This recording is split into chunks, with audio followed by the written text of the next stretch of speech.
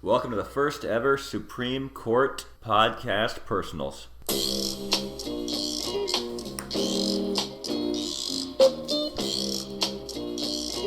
Took us a while, but we're here. So the deal with the Supreme Court podcast personals is usually a one-on-one setting or a more intimate setting where we discuss one specific topic. We're currently going to be discussing wheelchair tennis. I'm very excited to have a guy I know very well joining us via Skype today. Good buddy of mine, Joel Dembe. Joel, thanks a lot for doing this, man. Oh, good to be here with you over the internet. The internet works wonderful things. So Joel, tell us about yourself. You're a very decorated wheelchair tennis player. Yeah, I've been playing tennis since about the age of 13. I played a lot of sports before, and I guess I'll start at the very beginning. I had a spinal tumor at birth, and that left me partially paralyzed. And I got my first wheelchair when I was about 6 or 7 years old. And I got thrown into sports right away. Like, my parents didn't treat me any differently from my brother or anyone else. Just like a lot of kids, you get thrown into sports. And I did the same. I started doing track and field, sledge hockey. Around the time of middle school, I discovered wheelchair tennis, and I'd never even considered playing tennis in a wheelchair. And when I found out about it, it was through an actual coworker of my father's at the time. I grew up outside of Hamilton, and my father worked in the city of Hamilton, and one of his coworkers happened to be in a wheelchair, but he was also one of the top players in Canada at the time in wheelchair tennis. And he would do that on the side of working. And he invited me to come out and hit one time, and my parents took me, and there were a lot of other juniors there who had disabilities, obviously. And someone put a racket in my hand, and I started playing, and it went all from there. I picked it up pretty quickly. It still wasn't the easiest thing to learn. I mean, you're coordinating a moving ball to a moving wheelchair and holding the racket in your hand. So there was definitely a tough learning curve, but that's basically how I got started involved in tennis. I hear you, man. I mean, hey, it's a really difficult sport to learn when you're able-bodied, let alone trying to do it in a wheelchair, right, man? Oh yeah, for sure. I mean, I felt like I was always learning. I don't think too many wheelchair tennis players make the game look. I mean, there are obviously some amazing wheelchair tennis players out there, and the way some of them play and the way it looks so easy to them. But yeah, right from the start, it was never. It clicked in a way that I could play, but it always felt, and I think it always should feel like you're learning something, right? No, I totally agree. So hey, let's jump right into it then. So let's talk a bit about your competitive background. What was your career high singles ranking? 29. 29 in the world, awesome. And career high doubles ranking? 28. Cool. And this past summer, you experienced something super cool that very few athletes get to experience, but you got to represent Canada at the Pan Am Games? Yeah, it was truly a highlight of my career. Getting to represent Canada, in your home city of Toronto, and having family there, and we beat Team USA for the bronze doubles match after suffering a pretty devastating loss that would have taken us to the gold medal match, and it was pretty cool because we ended up on a win, and that's always nice to do that at a whether it's the Olympics or Paralympics or Pan Am Games. Getting to finish on a win like that and coming away with Canada's first ever international medal in wheelchair tennis definitely awesome. Sweetened the deal. And not only sweetened the deal for Canada, and I guess for a lot of the hard work throughout your career, but there is some extra special significance for that match for you. For sure, I kind of knew that my career was getting close to being finished, and I hadn't completely made up my mind yet. I think it's always tough to say, "Oh, I'm going to retire," and I hit the winning shot. I hit a really sweet lob over Team USA, over John Rydberg and Steve Baldwin. It was the perfect lob, and hit the highest part of the fence, and I dropped my racket, and that was it. I retired. Cool. And you got to remind those guys every time you see them about it from now on, right? Yeah, unfortunately, they're gonna remember that because it's my final memory at this point as a competitive athlete, and I always remember like when Pete Sampras retired, beating Agassi. I think it was the 2002 U.S. Open. I always remember that watching that as a kid, and kind of thinking, wow, that'd be pretty cool way. That's a really good way to go out. Yeah, Now he going didn't out on announce his top. retirement until about a year later, I think, but everyone kind of knew it was coming. But for me, I kind of knew it right away. That's cool, man. That's really cool. So on that note, was there a time you knew? And I mean, how long have you been competing? Been competing in singles for 10 years. Well, I mean, if you look at, I mean, I've been playing wheelchair tennis competitively since I was a junior. So, I mean, I was given some incredible opportunities through Tennis Canada to travel and compete as a junior. So I was, as a teenager in high school, I was going off to Netherlands, like France, Great Britain, all these cool places that as a teenager that was amazing. But I really started competing hard as a junior. Now I think I developed more of a high performance type, like not feeling, but a high performance goal Outlook set mentality. on once I finished university. But I've been playing matches since I was 14, 15. That's awesome, man. I'm a big NBA fan, so I like hearing all the former superstars of the NBA having that moment of like they kind of knew this was sort of the end, or they knew they just didn't want to go and grind every day for the rest of their life, sort of thing. But was there a time for you where you realized, or a certain moment that sticks out, where it's like, this is kind of it? It was really after London. I really went hard for London, and I had to play in 2011. I played like 20 tournaments around the world.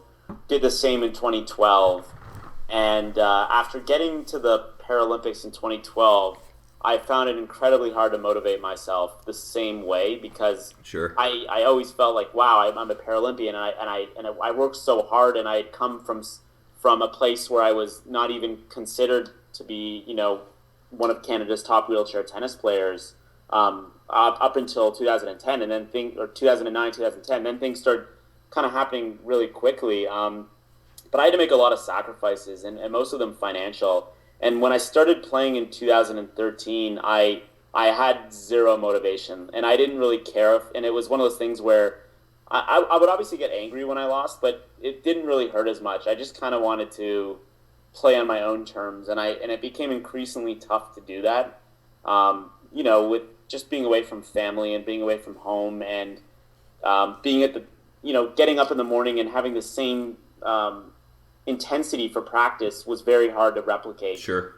The feeling that you had doing it for London. Sure. And so and then I also got an injury in 2013, a pretty bad back injury. I missed a bunch of tournaments throughout the summer. My ranking dropped, and I actually just enjoyed the summer. I went to my girlfriend's cottage, and I started realizing, wow, it's so nice not having to train twice a day. Have this regimen schedule, and so I kind of came a little close to retiring in 2013, or at least taking an extended break. But I kept going, and then you also had the motivation of the 2015 games coming up, and so if it wasn't for the 2015 Pan Am Games, I don't know, in Toronto, I don't know what my career path would have looked like. I don't know, but I'm thankful that it happened. So you feel like there wasn't that one specific moment? It was just sort of a culmination of certain events where it's like, man, I guess it's tough to put in the work every day. Well, yeah, exactly. I mean, I remember playing as a junior and playing to the point of like my parents yelling at me to get off the tennis court, and like me not wanting to leave, and I wanted to just play tennis all the time. I wanted to go to tournaments all the time, and it became like a monotonous grind after a while, and it didn't have that same thrill of, oh, you're getting to go to this city and you're competing. I as a tennis player, and I know you've probably dealt with this with other juniors or competitive players, and you really don't get to see as much as you really want to. You're often you need your sleep. You have to stay in the hotel. You're at the tennis court. You're looking for transportation. You have to get practice courts. You have to eat a certain thing that's normal for you when you travel. Sure. So it for me it just all of that culminated in taking the joy out of what I remember as a kid, and I just wanted to play. I just wanted to have fun and hit the ball and not worry about my ranking and the travel schedule and the training schedule. So No, I hear you.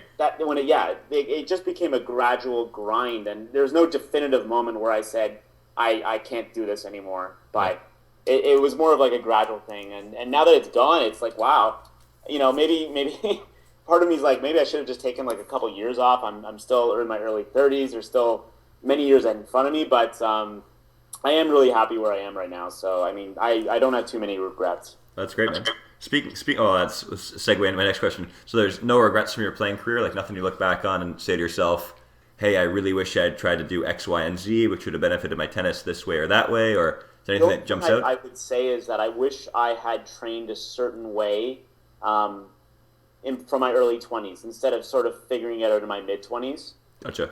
I feel like I played tennis for a long time on a part-time basis, meaning that I did have a career in banking and I did university, and the first year that I had actually dedicated an entire 12-month calendar year was like the start of 2011. Like that's a lot of years that I did a lot of other things, and I think it was amazing that I was at a high level considering I was working in corporate and I was for sure doing other things outside of tennis and socializing and having friends and all of those things. So sure. I always thought maybe if I could have if my level could have improved enough where I felt like in university I could have done university on a part-time basis and then competed.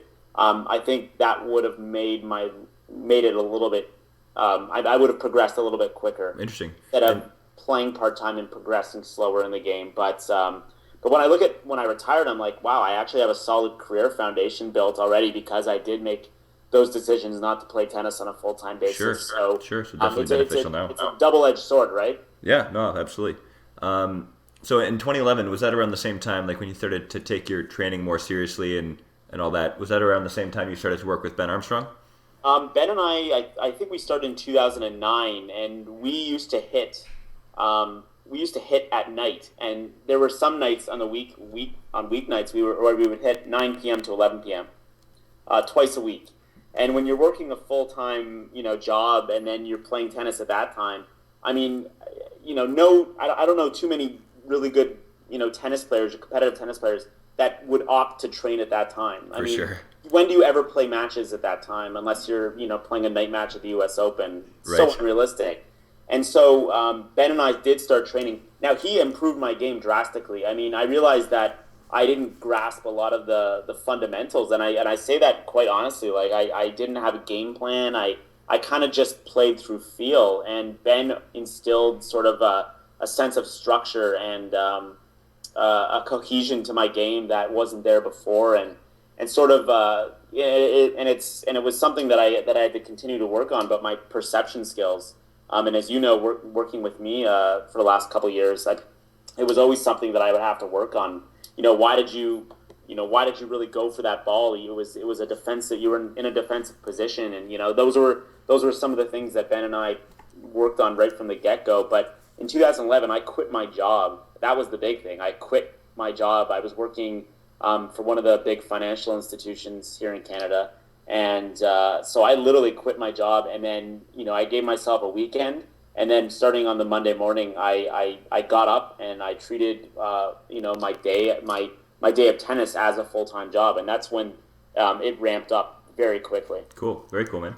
So I asked you about any regrets and whatnot, but looking back on your career, which you haven't completely said the door is closed on your career, but for now, is there a favorite moment of your career? I remember like there's different types of feelings and memories that you have playing the sport, but I remember having so much fun just playing in our neighborhood growing up in Flamborough outside of Hamilton with my friends and just going to the neighborhood and literally playing all day and having these all day tennis tournaments. And anytime I beat one of my friends and they would walk, right? Like they're not in wheelchairs. Sure. I was playing, on 2 bounces. They were playing with 1. It worked so well. But that was one of my first thrills of like, wow, I can finally play a sport against able-bodied opponents and I can find ways to beat them. It's amazing.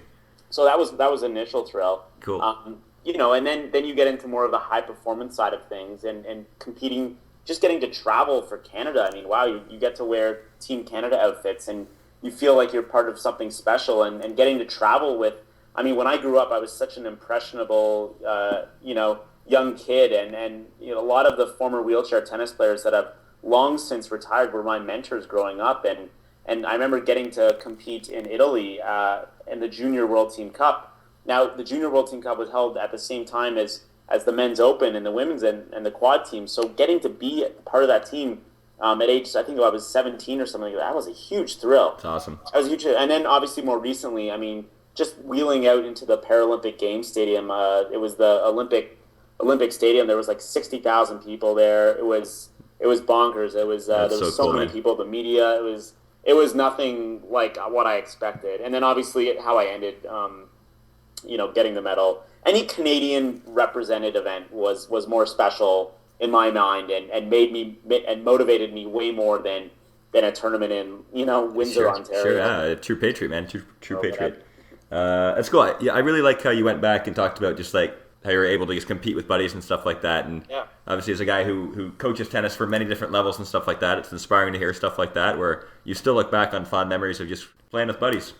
Yeah, no, that was the big thing for me. It was when I look at wheelchair basketball, you cannot compete against NBA players. What's going to happen? You're gonna get annihilated in a wheelchair with guys that are close to 7 feet. But, Steph Curry will drop 30 on you. Exactly, and in wheelchair tennis, it's so unique. I mean, I can't think of a sport where you could do something like that against someone who is not in a wheelchair. I mean, the fact that I was beating competitors who could walk gave me a thrill that I kind of strive for as someone who was in a wheelchair, and I was competitive, and I felt like I was athletic, and I wanted other people to know I was athletic. I hear you, man. I felt like in order for people to know that, I had to beat them on the tennis court, and yeah, I wasn't beating everyone all the time, but when I did it gave me an extra thrill in my mind, and for them, that's it must awesome. have been a little humiliating, but that makes me laugh a little. So, segueing on from favorite moment, not to get too negative, but is there something you look back on as being like the worst moment of your career? Like maybe one match that slipped away, or I guess some moment somewhere in the world where you're like, man, this is rough. Well, I remember, so let's turn back the clock to 2011. I had just left my job. I had explicitly told Tennis Canada that I'm going to go for the London 2012 Paralympics. And I had played a tournament in Puerto Rico, and then I had won the tournament in Puerto Rico, which was awesome. But then I had come to Florida, and for whatever reason, my game wasn't there. My fitness level was awful. I couldn't take the heat and humidity of Florida at that time, and my game suffered. I was just deplorable. My game was not there, and because I felt like my game wasn't there, my attitude was terrible, and I just had a very negative cloud about me, and I had just left my job and threw everything into it. And shortly thereafter, they selected 4 different Canadians ahead of me for the World Team Cup in South Africa. And I at that time I had only been to the World Team Cup as a junior, and here I am, wanting to go for the Paralympics, knowing that in order to get to the Paralympics, I had to be number 1 in Canada. They took 4 different players instead of me. And it was literally, they told me later, we had to send a message to you that you needed to get better. You needed to get more fit. And that was a huge wake-up call because, that was April of 2011, and the Paralympics were, going to take place September 2012. I had a very limited amount of time. But so what I did, I spent a month of just grueling fitness because I knew that was the big problem. I knew that I just didn't have the strength. My balls didn't have that pop on them. And, after that point, everything clicked, and it was like it was probably the best negative that ever happened to me because it really turned my game on, and I went from being like 5th in Canada outside the top 100 to literally within like 3 months of like intense training, I was number 1 in Canada and in the top 40. So, I think that gave me the extra kick. So I was definitely at my lowest point when they called me and said, "Sorry, we're not taking you." And I was shocked because I felt like, wait a minute, I dedicated myself here. I guess I hadn't dedicated myself enough, Sure. and I definitely turned the light on, and it helped propel me to the Paralympics. Oh, very cool.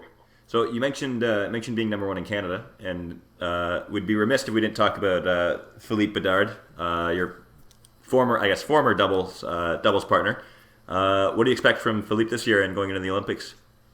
I just spent this past weekend in Montreal training with him. He's very motivated. He's actually getting married in the summer as well, so he has a lot on his plate this year, and he's been competing in South America. And he had a rough injury last summer, and he was able to make it back for the Pan Am Games. So he hasn't had any breaks really since that time period, and he's been going full throttle. It reminds me of what it was like in 2012 when you had to literally play so many tournaments and spend so much money. So he's doing that, and he has the right frame of mind right now, and it does look like he will qualify. And it's going to be tough. It's going to be tough. It's stiff competition, right? I mean, sure, it's tough, man. So anybody to the pod who has never had a chance to see live wheelchair tennis, like able-bodied tennis is super athletic. See these guys play in wheelchairs, man. It's unbelievable how athletic they are, their mobility, the way they get to balls and stuff like that. So if you haven't seen it, go check it out. But two guys who are probably top of the game for sure, and top of athleticism in wheelchair tennis. Shingo from Japan and Hude from France, yeah? Yep, absolutely.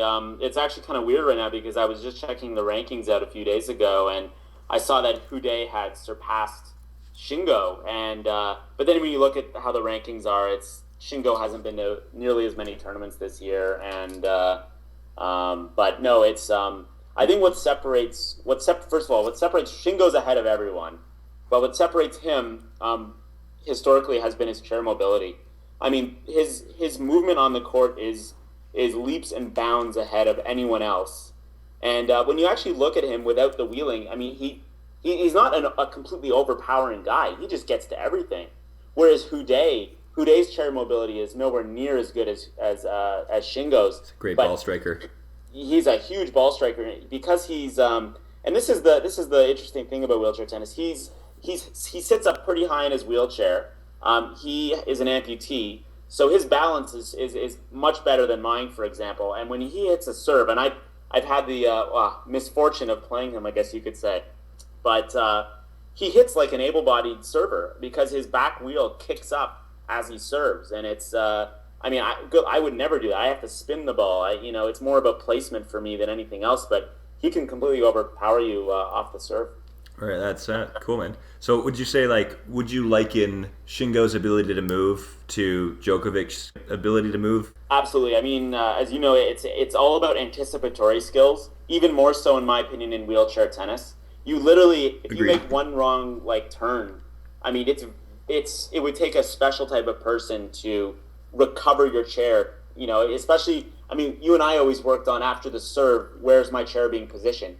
If I chose poorly, what happened? The ball would go right by me, right? So you almost have to understand what you're doing to the ball, and what your opponent will probably do to the ball. And it's like a chess game. And Shingo, he can make a mistake, but what I've seen is he can counterattack after he hits a mistake, and his opponent hits an offensive ball, and he does it better than anyone else. And again, that's really what separates him. But it's crazy, right?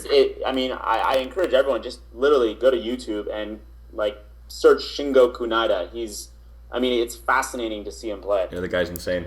So going into the Paralympics this year, if you were to put your money down, is there anybody you'd take outside of Hude or Shingo to be taking home gold medal for the country? You know what? I actually believe there could be some upsets. Gordon Reed, he beat Shingo, I believe, this year, and so did Joachim Gerard. And Joachim Gerard's from Belgium. Gordon Reed's from Great Britain. Both of them have upset Shingo a few times in the last few years, and they definitely have the potential to knock him out. I think all it takes is Shingo to have one bad day at the tennis court for there to be a huge impact in terms of who would get gold, silver, or bronze. I think even more so. I think in London, I think everyone knew Shingo was going to win, and I think this year, yes, I would still put my money on Shingo, but I would be very apprehensive about putting everything on him. So you think that the gap's closing then? Absolutely, the gap is closing, and don't forget he's been on the tour a long time. I actually played a junior camp with Shingo. I remember him. I got sent to Netherlands, and Shingo was in the senior group of the juniors, meaning the players who had the most experience as a junior. And I mean, when I saw what he was able to do as a junior and how he was kicking the ball off the serve, I mean, it was amazing to see then. But no, he's been doing this a long time, and Taking its toll. You have to wonder, is the hunger still there? I mean, he's won 2 gold medals. This will be his 3rd gold medal if he got it in singles. So I guess you just have to wonder, is it there? Is the ambition still there? Is the hunger still there? Yeah, it goes back to somebody from the Squadcast. One of our hosts, Ray Thompson, talks about desire so much when we talk about tennis, and it's we talk about a guy like Federer, and it's like, how do you still stay hungry and maintain a level of desire that makes you fight hard when you're down break point or when you're at deuce or whatever? It was a constant problem for the last couple years for me too. Is that you have to leave something of yourself on the tennis court. That's how hard you have to dig deep in tennis, and it's really, sometimes it just comes down to who wants it more. For sure. So segueing, when you were competing, who was the toughest guy that you played? Well, I played all the top guys. I played either in singles or doubles. But, I mean, whenever I played Houdet, I just felt so overpowered. And I felt like he was always on top of my balls and hitting the corners. And even in doubles, I just felt like he was hitting with some extra pace that, you'd have to adjust your timing. And you always felt like you would need to go for every ball. And I think, that was something that I really wish I could have worked on a little bit more. Is really, I mean, I'm not the biggest guy on the tennis court. That was never my thing. I mean, my arms, I don't have the biggest arm. I mean, they're long, but they're not like thick or really muscular in the way that a lot of the other guys are. You're not Jack like me, bro. Yeah, you and I are a little bit the same in terms of that. But I just felt like those guys never make you comfortable on the tennis court, and you're playing their game and not your game, and that's what I really didn't like about playing for sure Houdet, and I remember playing Joaquim Girard. The guy just would kill serves, and you just wonder how they come up with these angles, and just very, very impressive, and both impressive and depressing when you had to play someone like that. What would you like, if there's somebody listening to this podcast who has never really experienced wheelchair tennis, what would you like people to know about wheelchair tennis that they might not already know? Well, I think the big thing is that we don't just play, obviously, during the Paralympics or the Pan Am Games, but there's a whole tour structure.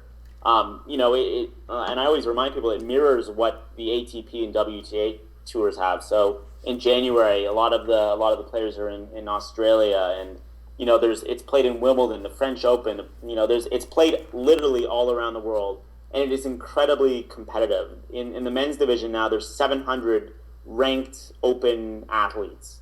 I mean, that's amazing when you look at it, and considering the cutoff is top 34 for Rio. I mean, it's competitive, and we're drug tested, but the big thing is we're a lot of us are just playing for the simple, pure love of the game, and it's in wheelchair tennis, especially in Canada, it's very much an amateur sport, just like you guys aren't getting millions or swimming. So the prize money is nowhere. It's not even like a fraction of what the prize money of the able-bodied competitors are. Sure. Like Milos and what Djokovic would earn, or it's not even close to that. So you're really relying on carding, Sport Canada carding. You're relying on sponsorships.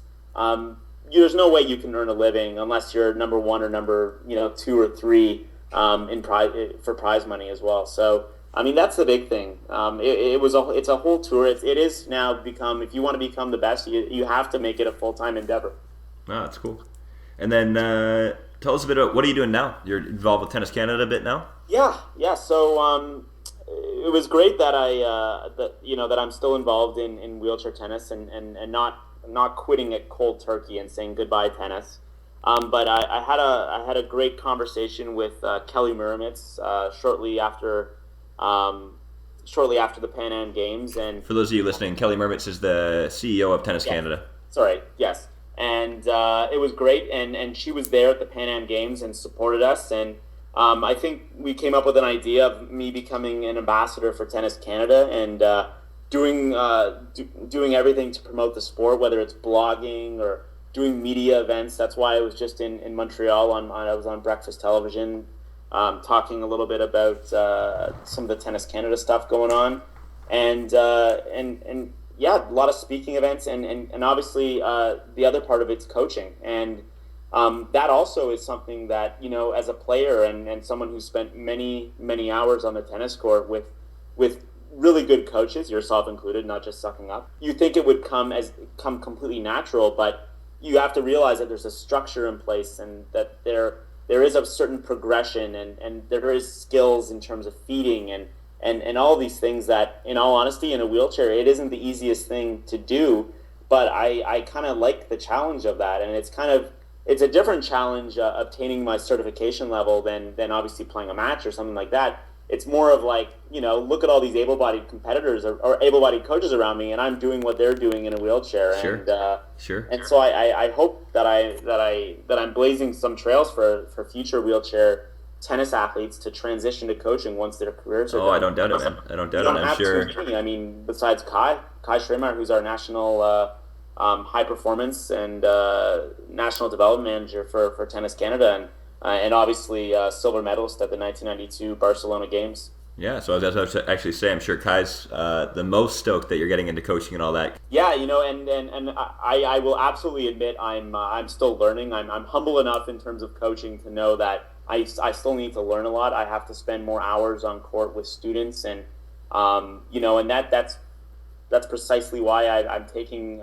these courses, the instructor's course, which I successfully did right in early September, and now I'm getting my Club Pro 1, and you gain a perspective on the tools and resources that are available to coaches across Canada through the Tennis Professionals Association. It's great for Canadian coaches, and it's also been great for me to learn so much from this program. And I mean, your outlook's great. I mean, for humble brag on my end, but in a month or so I'll be a top 6 certified coach in the country. But I mean, your outlook always has to be there's more to learn, right? And I think as a coach, as soon as you think, I remember just last week you telling me, oh, you have this. I'm like, wow, man. Just even you had to treat. And then we talked about it. It was like, this is like university for you, right? Absolutely. And that's what I tell people. It's like, literally, yes, I know it's the Club Pro 1, and it's the beginning of the coaching certification levels, basically. But I think it's still fundamental, and I think there's a lot of coaches in Canada who haven't gone through this process who could probably benefit from it. I really truly believe it. Joel, absolutely. And I mean, the Club Pro 1 is for those of you listening, it's a 4-month-long course with I think 3 or 4 different regroupings. It's a really great course, but it segues into a bunch of other streams and all that. So a bit of a plug for Tennis Canada, but they've really put together a certification program for coaches that I guess lay the foundation for you to be very, very successful in whatever realm of coaching you want to do. So that's sort of you embarking on that journey in a way. Yeah, no, it's a great thing they've done, and I'm happy to be one of the first in Canadian coaches in a wheelchair to get that certification level. I'm crossing my fingers because I hope I still get it. We have our test in a few weeks, so I might actually drop by your club and work a little with you to make sure I get this. Yeah, come on by, man. Come on by. Yeah, well, yeah, definitely. But on that note, Joel, thanks so much for taking the time, man, and I'm sure we'll hit you up in the future for more goodies on wheelchair tennis, and especially closer to the Olympics coming up in a few months. Definitely. We didn't even talk about you and I working on the tennis court together, but maybe that's another story. Yeah, for sure. All right, Joel, thanks a lot, man. Thank you very much. Cheers. Bye. So a big thanks goes out to Joel Dembe for joining us in our first podcast personal. If you liked it, let us know on Twitter at TennisTSC, or you can like us on Facebook. Stay tuned for our next podcast dropping next week. We'll get the boys back together for the Squadcast and discuss current events in tennis. And from all of us here at the Supreme Court, I'm your host, Al Miller, and we'll catch you next time.